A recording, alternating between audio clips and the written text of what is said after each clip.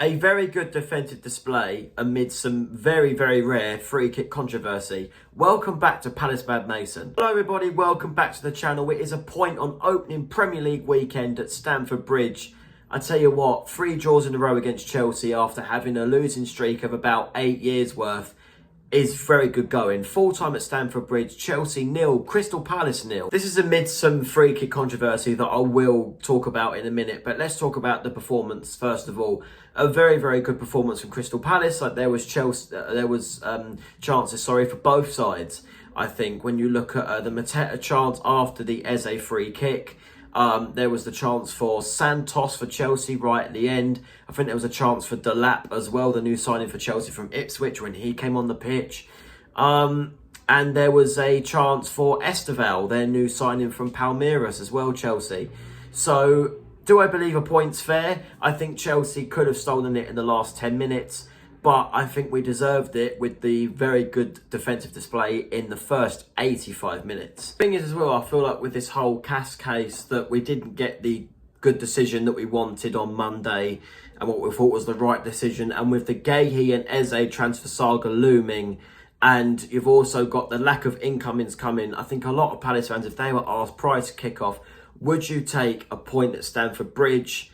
I think a lot of fans would say yes. So I'm happy with the point, I've got to say. Let's not get this twisted though. Do I think that Crystal Palace could have gone on to win the game if we'd have had better depth to come on the pitch? I'm not saying Jefferson Lerma and Justin Devaney are not good substitutions to bring on, but not comparing us to Chelsea, they had spent £1 billion, but you know, you see the signings they're bringing on and you look at ours, and Lerma and Devaney are the only really good enough signings to bring on apart from your Borna Sosa. I think that's the only player that I was surprised didn't come on in the end. But I think that just goes to show a good display from Mitchell. His attacking play could be a bit better, especially his crossing deliveries, but I think his defensive display was what kept him on the pitch for a full 90. Even though I do think Borna Sosa should play against FK Friedrichstad on Thursday, but anyway, that's a whole new topic. Let's get on to the Eze free kick, because I think a lot of people are going to be up in arms about this one. It's the second season in a row where an Eze free kick has denied Crystal Palace a goal.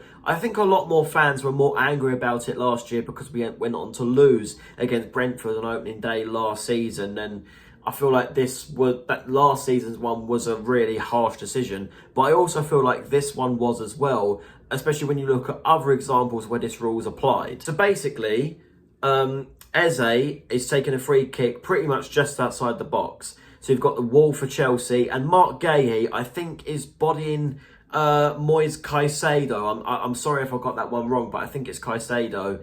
And Mark Gahey's strength makes Caicedo go towards the Chelsea wall.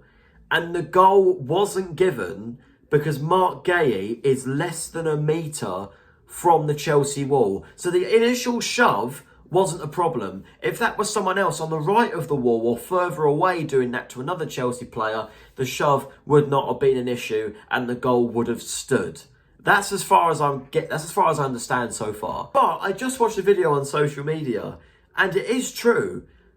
Manchester United against Arsenal last season, Bruno Fernandes takes a free kick. The same situation's happening. Fernandes scores a free kick. It's right next to the Arsenal wall. Nothing given about it. Is this a rule that came up in the summer? I just feel like there's new rules every season, and you can mark my words, there will be another game this season where the same thing happens and it will not apply. I'm telling you now, a lot of people are saying it's favouring the big 6 teams. Obviously, if it happened between the Man City and Spurs or a Chelsea and Liverpool, then obviously I'd have something to say about it. But I'm just waiting for another moment this season in another Premier League game where the same thing will happen and the goal will stand. I'm just waiting for it. But a good display from Crystal Palace. At the time of making this video, I know it's opening weekend. Man United are playing Arsenal and Leeds have Everton tomorrow night. But right now, that point puts us to 10th in the Premier League, just at the bottom of the top half. I just feel like it's really good for Crystal Palace to get that opening day point on the board, to be honest. Obviously, last season took a long time for us to get that first win. First point didn't come until early September. So I think it's really good and refreshing just to get that point, focus on Thursday, and then have a quick turnaround against Nottingham Forest on the 24th. But anyway, guys, that's where I'll bring an end to this video. Like, share, subscribe, and I will see you guys next time for a very monumental vlog. The first European game in Crystal Palace's history, and I will be there. Probably going to be released on Friday morning between Crystal Palace and FK Friedrichstad, the Norwegian side. I will see you guys then.